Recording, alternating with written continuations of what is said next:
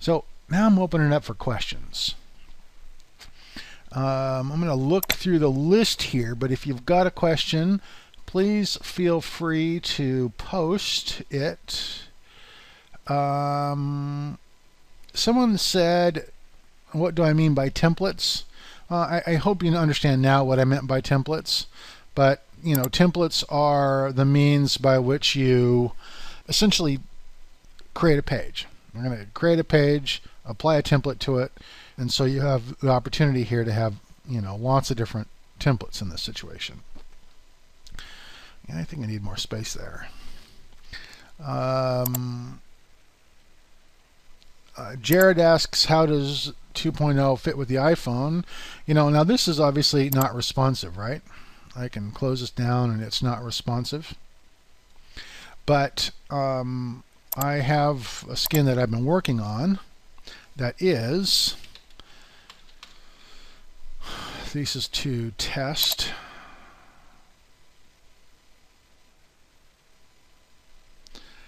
And this is a skin that I've been working on. It doesn't look beautiful, right? Because I'm not really trying to make it look beautiful.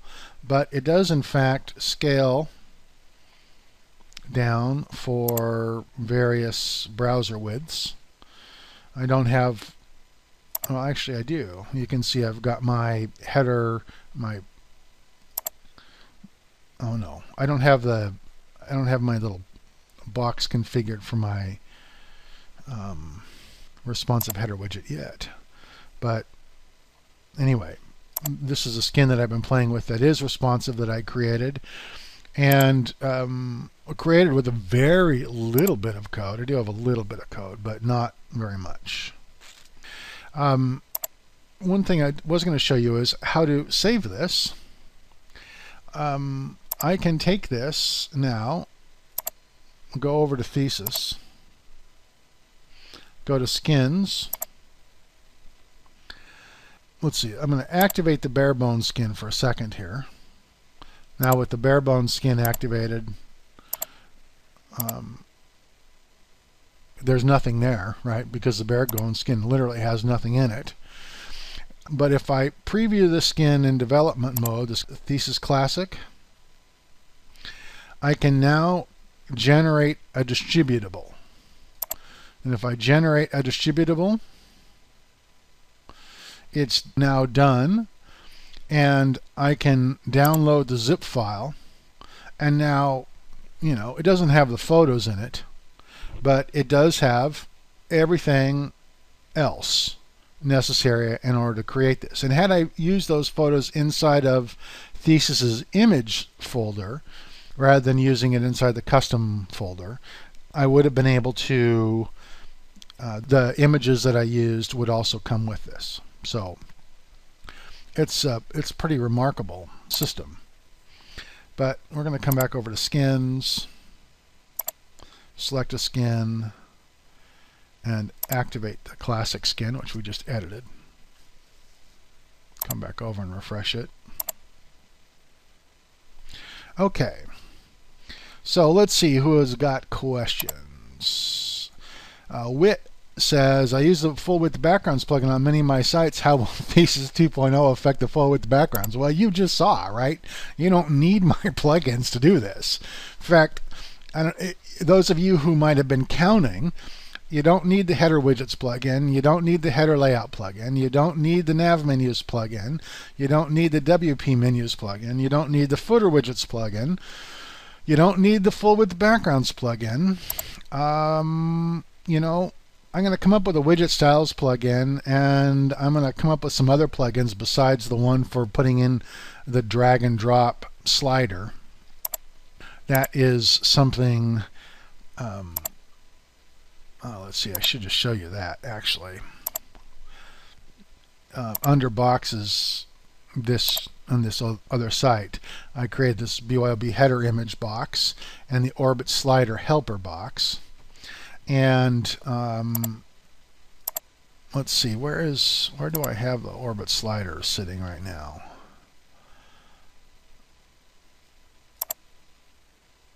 Yeah, unfortunately I took the orbit slider out of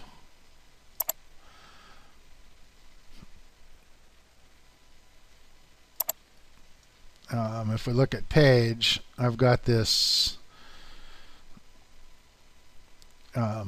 feature box set up here, very similar to what we just looked at, that has this feature box slider in it.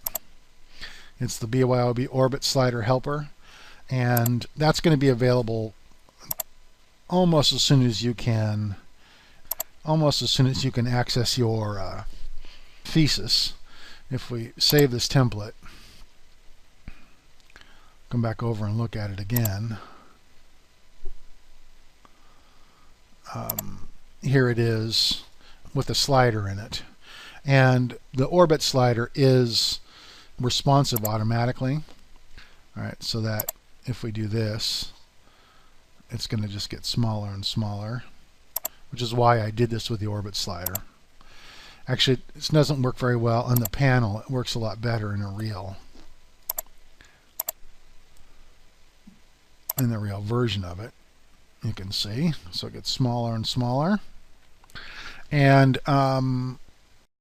anyway, that's what it looks like when you have boxes, because you can choose to turn them on, turn them off, delete them, upload them, save them, all that kind of stuff. Okay, let's see. Looking further down the list. Okay, so how you make code level changes. In order to make this site responsive, I wrote some code. And here's how I did it. I just wrote the CSS code, and I actually wrote it in Firefox and then pasted it in here. But I just pasted it in this custom CSS. You know, this doesn't have any error checking and doesn't have syntax highlighting, so it's not going to give you any help writing your code. But when you're done writing your code, you just paste it into this custom CSS file, or in this custom CSS tab, and that is automatically compiled in with the CSS file then. So if we take a look at our CSS file here for just a second, you'll notice that we've got, you know, a single CSS file called css.css, and it took all of the stuff that was generated plus the stuff I created, and you can see that, tell stylistically the difference, plus the stuff I created and pasted in there, and it puts it all together in a single CSS file, which is absolutely terrific. Okay, let's see. Will my structural skin of my site be difficult to transfer over to 2.0? Let's see, Brian, are you still here? I'm going to unmute your microphone if you're still here. Where'd you go? The list is so long. Good morning, Brian. I've just unmuted your microphone. Hello there. How you How's doing? it going? I'm blessed. It's obviously it's going great. Well, my question, you know, I have this custom design that I've been working with, and it's structured kind of. Yep. Will that be simple to just download the new 2.0 and it automatically shows up there, or am I going to have to go through all those steps? You're going to have to go through all those steps. There's not going to be a clean upgrade path for a site that uses my plugins. If you have a real simple site that doesn't have a lot of customization, you can probably upgrade no problem. But in terms of upgrading something that has lots of custom sidebars and different layouts, that kind of stuff, there's not a clean upgrade path. Okay. So I'm going to teach a class on how to upgrade. You know, so I'll show you some best practices for doing that. But you'll be amazed at how quickly it comes together. Okay. So all of that training last week on NetBeans, I can forget that now? Well, it depends on if you're going to change or not. You know, the Thesis 1.8 series of Thesis is going to remain for a long time. And Chris has committed to continuing to develop it and to improve it and to upgrade it. So the Thesis 1 way of doing things is going to persist for years. So if you don't want to bother learning this, then everything you learned about how to edit Thesis 1 will stay good for you for a long time. However, if you want to use this handy dandy system, then yeah, you'll be able to ignore all that stuff. Okay. Because obviously, my customized Thesis Like a Pro class is going to change dramatically. Because you don't have to start off learning how to use a code editor. Awesome. Okay. Now, do I have to repurchase Thesis, or is that part of the upgrade?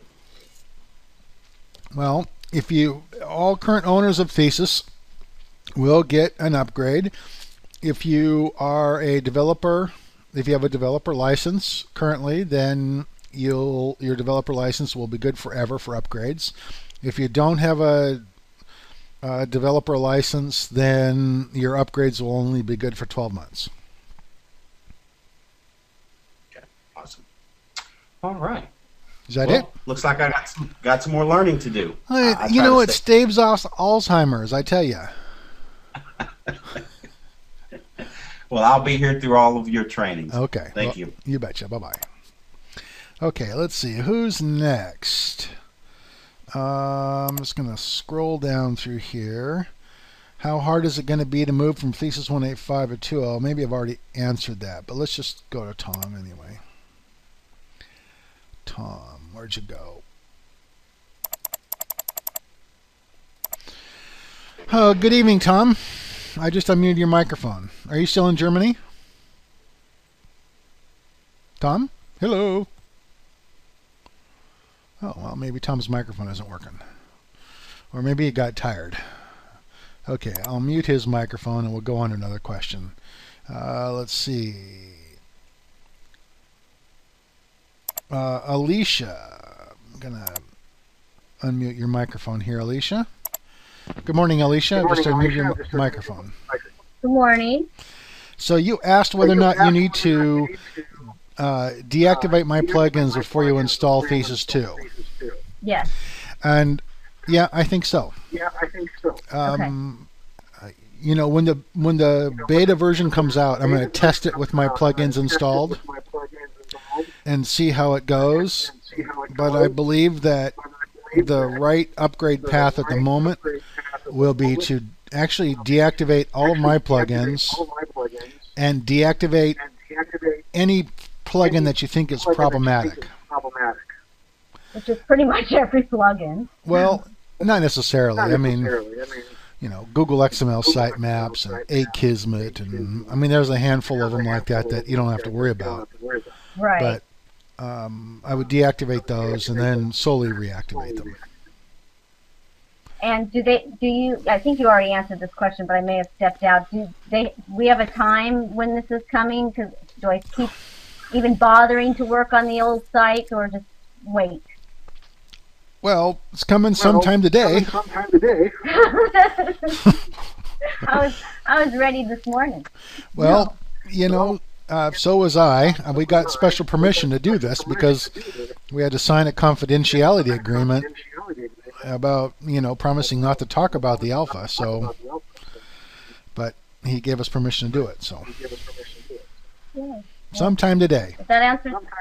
Well, thank you. I've loved your plugins all along, so I'm going to have to get used to this because your plugins are fantastic. Well, there's going to be my plugins are going to come back in different forms because there are things that this doesn't do yet that I think people are going to want to do. So I'll be creating plugins for that.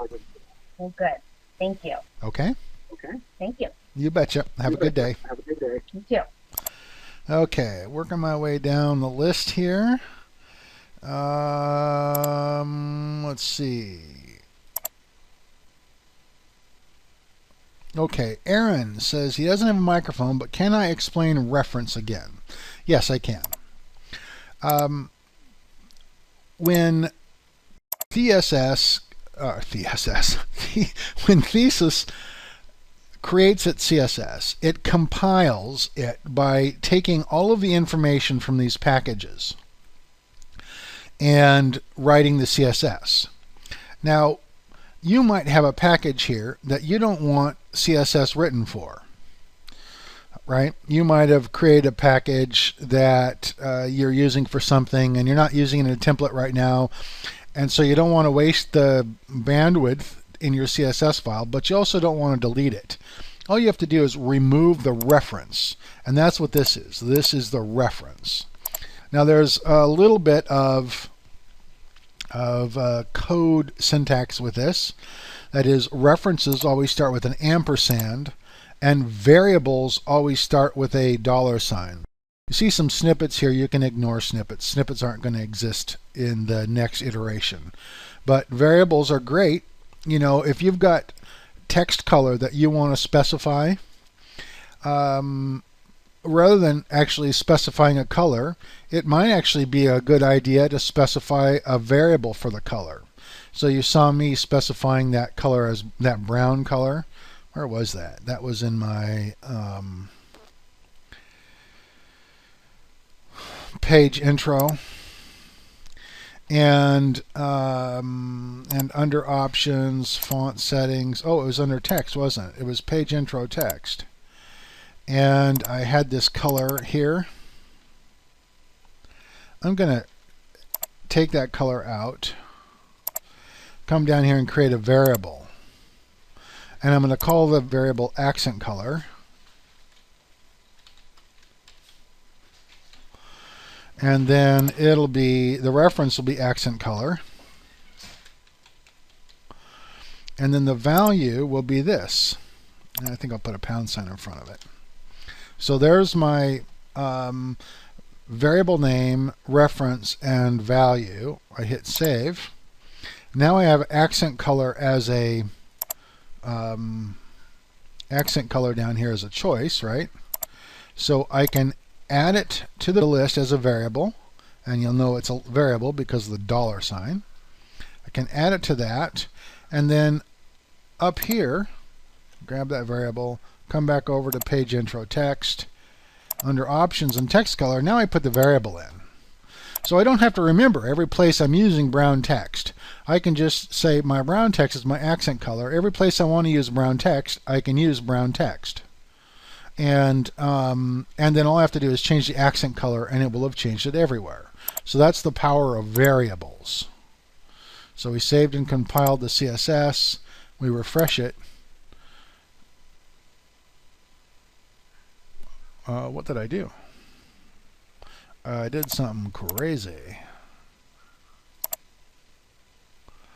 I don't know what I did.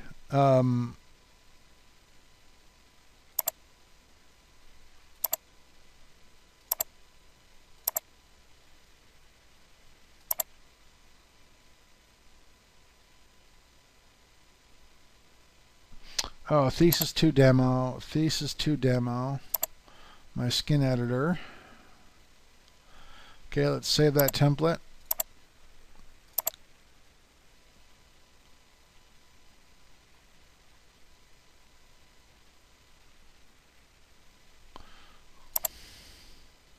Well, clearly I just messed something up. We're going to turn that one off for a moment. So I do not get confused. We're looking at the page editor. My page has a background with 2 columns, and I should be there. Page is a background with 2 columns. In my CSS, I have page background.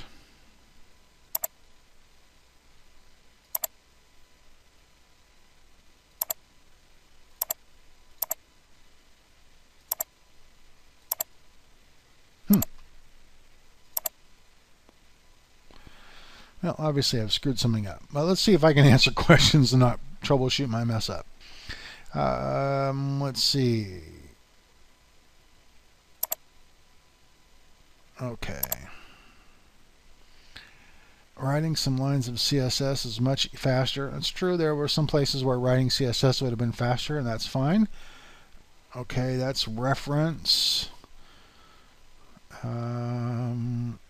Somebody asked me if I can break it. Obviously, I just did break it. You know, I'm not quite sure why it broke, but I clearly broke it. In fact, I broke the footer. I don't know how that happened. let's see. So Jeff asks about PHP functions. Let's see if I can. Good morning, Jeff. I just unmuted your microphone. Are you with us? Okay. You asked about PHP functions, and I'm going to turn on my code editor here. There is a place for you to put custom functions, although not inside of the there isn't a custom file editor that you can use to do that. So if you're working in a skin, are you with me now, Jeff? Yeah, I'm here. Okay. So you asked about placing PHP functions. That's correct, yeah. Yeah. So when you install Thesis, it creates a folder called Thesis, and it inside that folder, well, not inside that folder. Inside of WP content, it creates another folder called Thesis. And inside of this folder is where all of the customization files go. So if you are working in a skin, and let's say the one I created was called Agility, when you're working on a skin, there's a custom PHP file. All you have to do is put your PHP in that custom PHP file. Now, if you're working in Classic, the same thing is true. You've got this custom PHP file here that you can put your code in, and it'll automatically include that file and reference any of your functions. Now, when I created my responsive theme, or skin, I'm sorry, for skin authors, there's also this file called skin PHP. And when I was working on that skin, this is the only code I actually wrote to create that skin, which was just adding the meta stuff to the page. Now, had I thought about it, I could have actually included this meta information directly in the head without this code. In fact, I wasn't thinking very clearly because I didn't need this code to do that. You can easily add that meta information to the head of the site just simply here. And you know, here's let's see.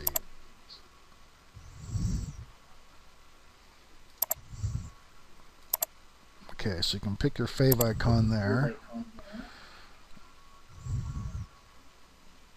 I guess it's one of the places you could do is just put it in your tracking script. That would be a place because it's going to go in the head. And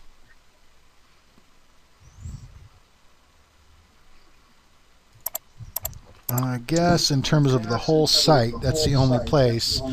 Now, if you're in a skin, and you can click over here and add head scripts in the skin as well. And that's really what I should have done instead of using. Yeah, see, for my web page, what I use the PHP for is just referencing some data that I have in the MySQL database. And with the previous versions of Thesis, that has been very easy to do with the custom functions file. It'll be the same then. Okay. Because all you have to do is use this custom PHP file. That's it. So, pardon me. If you're actually creating your own skin, you could also put it inside of skin PHP. But if you're just editing another skin, then you would put it in custom PHP. Okay. Because custom PHP won't be upgraded. Let's say you come along and you upgrade your skin. Custom PHP will be left alone in that upgrade process. Anything else? Nope, thanks. Okay, you're welcome. Okay, let's see. Who else? Okay, Chris asks where are the custom files stored. Again, that's sort of this is a continuation of this conversation. All custom files are stored inside of the skin file. So CSS.css is dynamically generated every time you hit compile. Seed PHP is dynamically generated every time you hit save template. And those are essentially the two customization files for each individual skin that you affect by changing something in the template editor. And so those both get saved here. They are also saved in the options table, but they aren't accessed when the page is being created. They're only accessed from the options table when the template's being created. It makes Thesis quite a bit faster even than it used to be. Okay, let's see, who else? Somebody asked, what would the workflow be to incorporate BuddyPress? I'm sorry, I have absolutely no idea. BuddyPress, I know that Christorella is on the dev team, and I know that she's working on incorporating this into BuddyPress, and she's testing this against multi-site, but I have no idea what the process is for doing that. Renato asks about the bonuses. I'm pretty sure that as soon as they release the thing, the bonuses are going to be released as well. I mean, I'm sure you understand that I'm not an official voice of DIY themes, so I can't tell you absolutely for sure. And I do know that, this last week has been very hectic with everybody, trying to hammer this thing in and testing it in lots of different contexts. And there have been, a lot of issues they've had to deal with. So I'm not sure that the bonuses are going to come out today, but I would assume they are. And that includes the social triggers and the personified skins. Jim, I'm going to unmute. Good morning, Jim. Hey, can you hear me? I can hear you. you. Hear me? Yep, very well. Okay, cool. So, I guess I typed it on my... Okay, what do you... Go ahead. You started off with, I think I answered all your questions all the way down to, so will people just create skins and now to resell? Is that right? Or did you have one before that? I had a couple before that, but this is a good question to start with. And like I said, for the people that can't see my question, I'm trying to figure out: is everybody going to create? Like, if you want to do this commercially, make a couple of bucks, is everybody going to be creating skins, or will there still be such a thing as child themes? And in your opinion, how difficult will that be to do? Because watching you, it looks like you just created a skin today, right? I did just create a skin. Yeah. Cool. Yeah. And I created a skin and I packaged the skin, which means that zip file now I could send to anybody and they could load it up and it would work for them. Now and so skins, I believe, are going to be a dominant way of doing this because we have a system in place now that didn't exist before for simply uploading the skin. And skins are going to become much more important in Thesis than they ever were before. However, I'm going to continue to develop child themes for Thesis. And the reason I'm going to do that is because I want the ability to remotely update the theme. So if I make some changes to my theme, I can, and you're using my theme, you'll get an upgrade notice and you can upgrade from me. Right now, that doesn't exist in Thesis. Thesis's upgrade system is only going to upgrade stuff that's hosted on a repository that Thesis is creating. Now, that will probably work really well for lots of people, because Thesis intends to do a little theme marketplace, and a boxes marketplace and a package marketplace, and you'll be able to buy somebody's theme for $20, or you'll be able to sell your themes there. I don't know how long it's going to take them to get there, but I know that's what the plan is. In the interim time, and I may in fact abandon child themes for skins entirely, but not at first. At first, I'm going to create. Well, probably at the very first, I'll have some skins people can download and play with.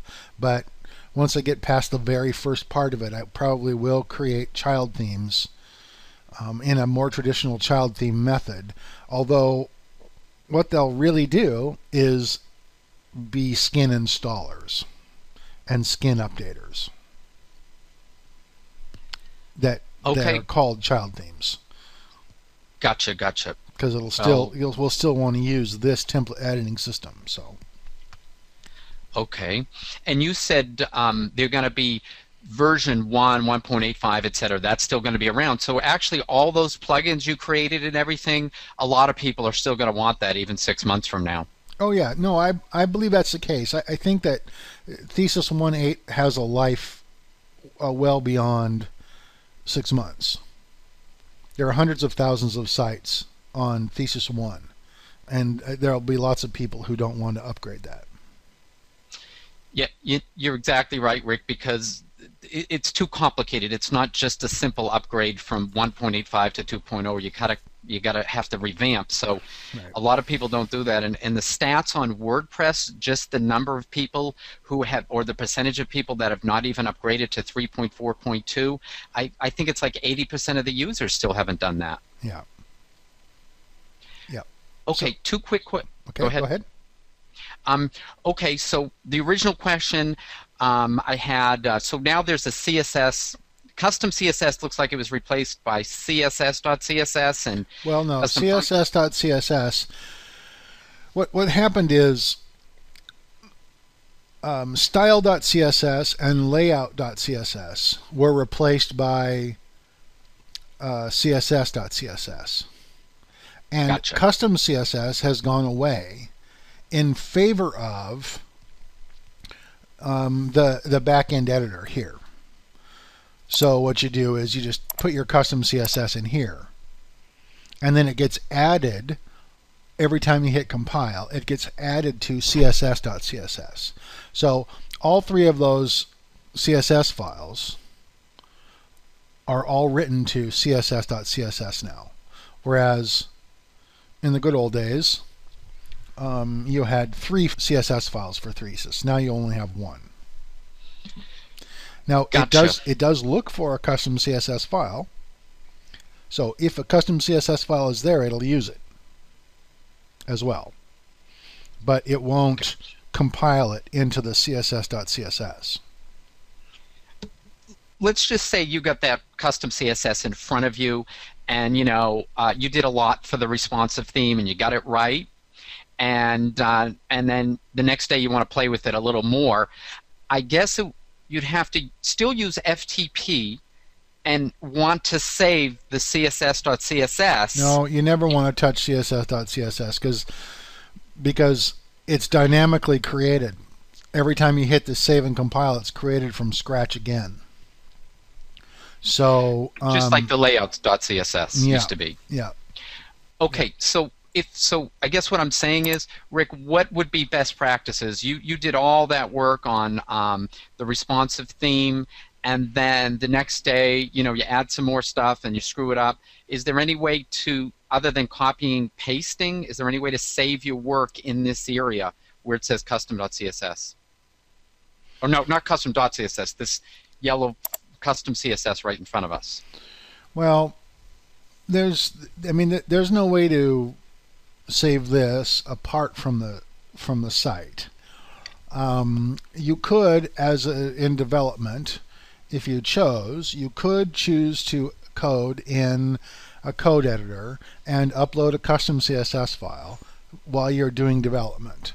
But once the development is finished, you'd want to transfer all that stuff over to here because there's no reason for you to have an extra CSS file that has to load. So you just put it all into this again. That might be best practice. Tell you the truth, I don't know what best practice is yet. I haven't had a chance to really figure that out. Gotcha.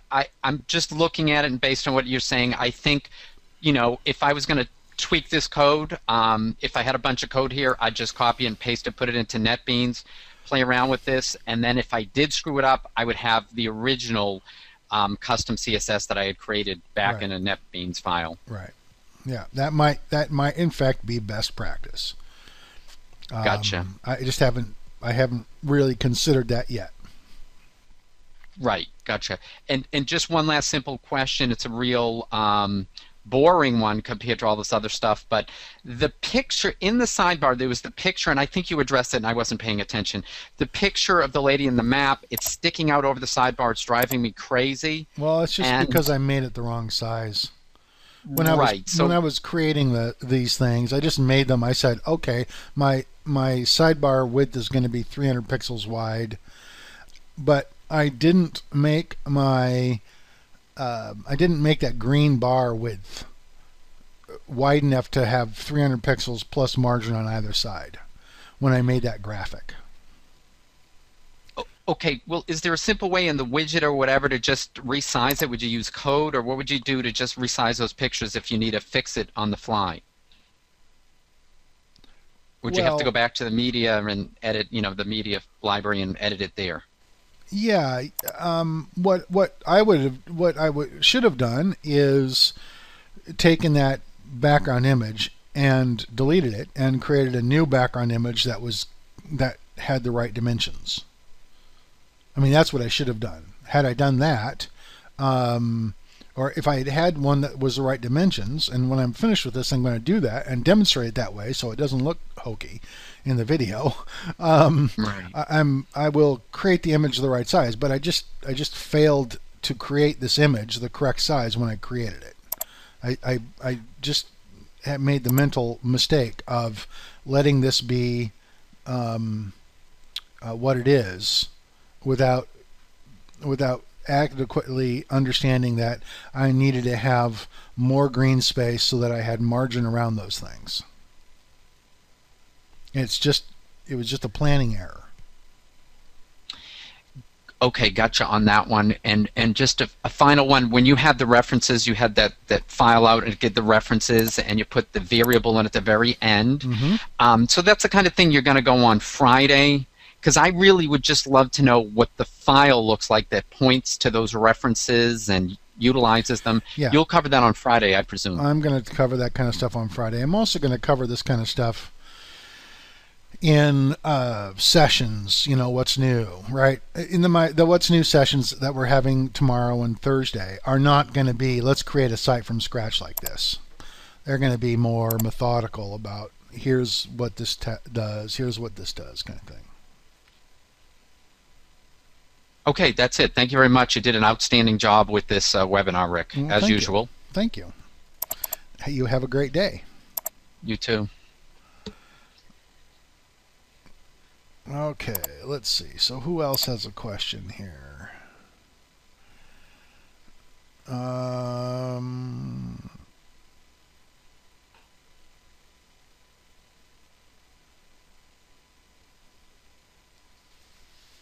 Okay, so Steve asks, use C1 and C2 for columns. What is this reference, or why are you using those specifically? Okay.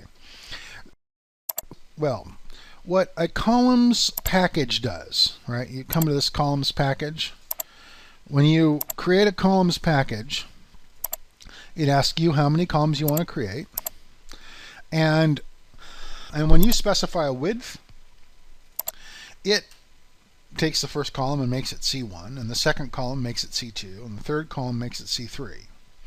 And it does that behind the scenes. You don't actually see that it's named column 1 C1 or column 2 C2, but that's what it's done.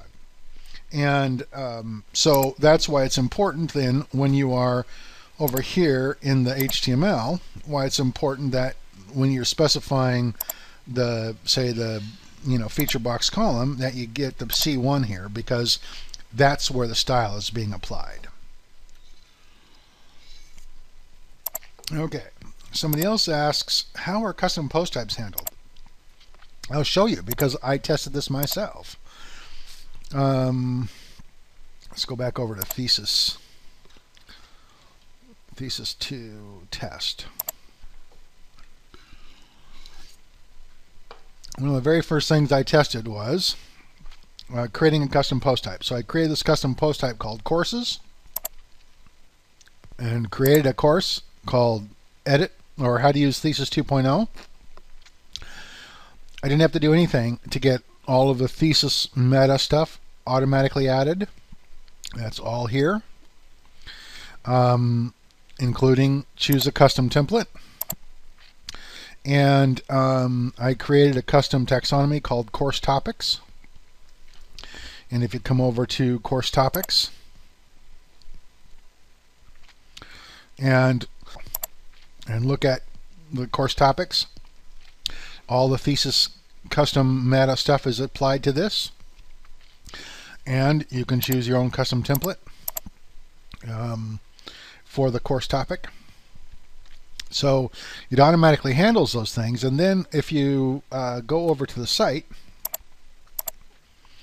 let's go to this is a custom post type right here, right? How to use Thesis 2.0. If you come down here, it says the current thesis template is courses. Click on it.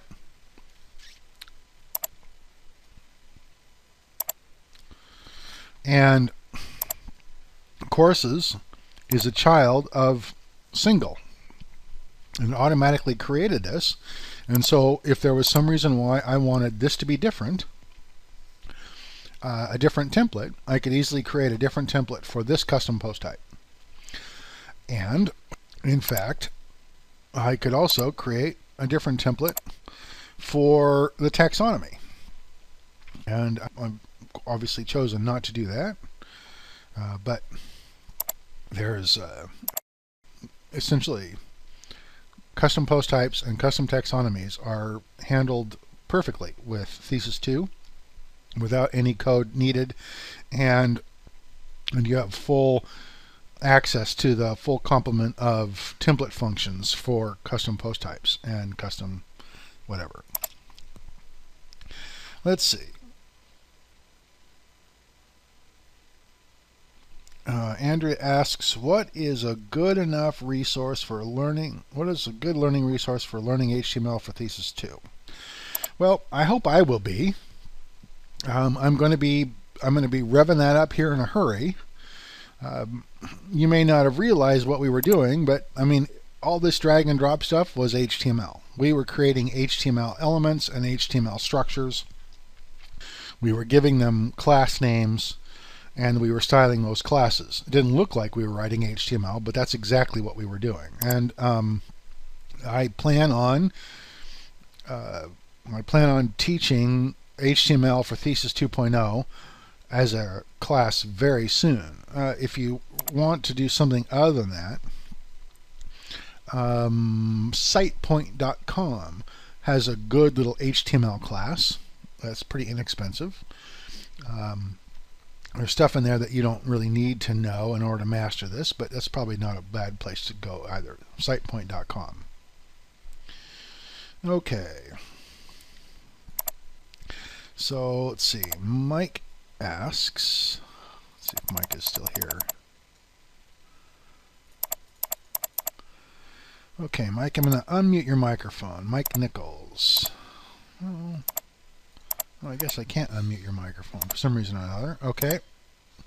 Well, it doesn't require an FTP connection. Mike asked, does Thesis 2.0 establish its own FTP connection? And the answer to that is no. It uses when you install it, it uses the WordPress file system for taking control over the file system and writing files, which is new to Thesis. Thesis 1 didn't it? Thesis 1 uses the standard PHP fopen, fclose, fwrite stuff. Thesis 2.0 doesn't do it that way. Thesis 2.0 uses the WordPress file system for writing files, which makes it easier in hosts that have real odd security requirements.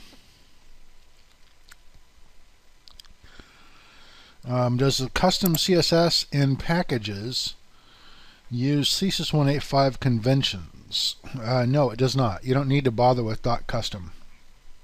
You just don't need to do that.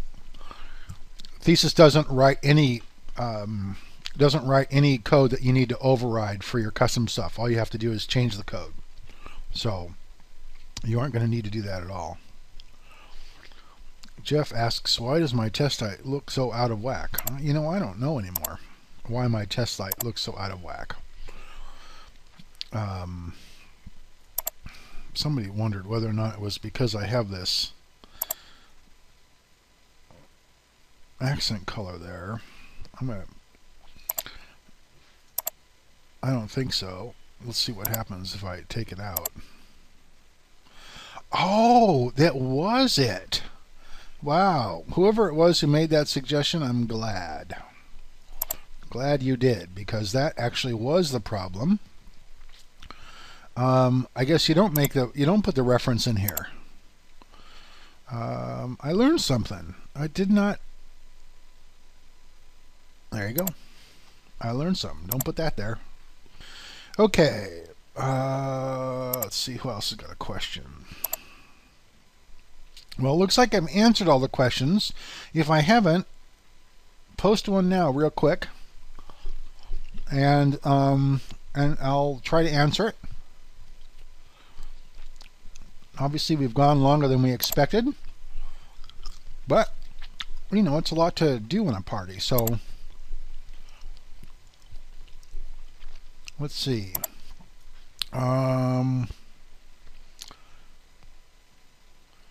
I am looking to see whether or not a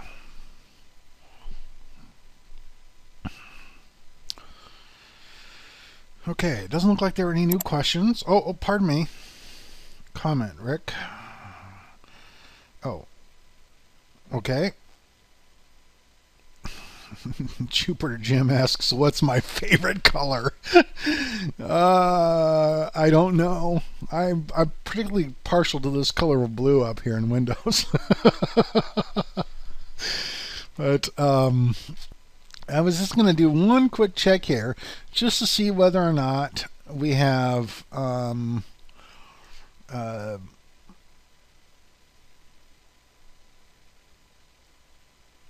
let's see, to see whether or not there has been any movement in, or any, I'm just going to,